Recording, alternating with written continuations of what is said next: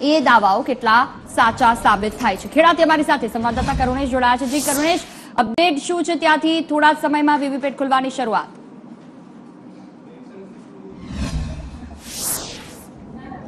જી જોઈએ તો હવે થોડીક જ ઘડીઓ બાકી છે અને મતગણતરી જે છે એ શરૂ થઈ જશે.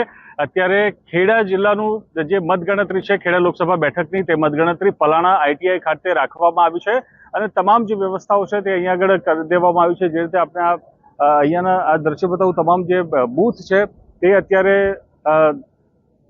તમામ જે કર્મચારીઓ છે તે અહીંયા જોવા મળી રહ્યા છે. અહીંયાની બેઠકોની વાત કરું તો જે 17 ખેડા લોકસભા જે બેઠક છે તે બેઠકમાં 7 વિધાનસભા બેઠકો આવેલી છે અને દરેક વિધાનસભા બેઠકો દીઠ 14 ટેબલ ઉપર મતગણતરી થવાની છે. અને જે રીતે આ બિલ્ડિંગ છે, બિલ્ડિંગની અંદર કુલ 4 માળ આવેલા છે. 4 માળમાં અલગ અલગ માળ ઉપર આ જે સમગ્ર મતગણતરી છે તે થવાની છે, જેમાં એક કાઉન્ટિંગ સુપરવાઇઝર, એક માઇક્રો ઓબ્ઝર્વર, એક કાઉન્ટિંગ આસિસ્ટન્ટ મળીને કુલ 294 તથા 30 રિઝર્વ કર્મચારીઓની નિમણૂક કરવામાં આવી છે.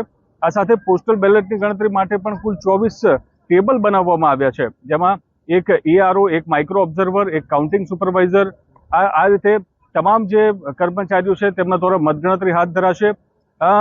વાત કરીએ તો જે પ્રથમ માળે દસક્રોઈ બેઠક અને ધોળકા બેઠક, આ ઉપરાંત કપડવંજ બેઠક, બીજા માળે તો ત્રીજા માળે માતર અને મહેમદાવાદ બેઠકની મતગણતરી થશે. ચોથા માળે નડિયાદ અને મૌધા જે છે તે બેઠક માટે મતગણતરી કરવામાં આવશે.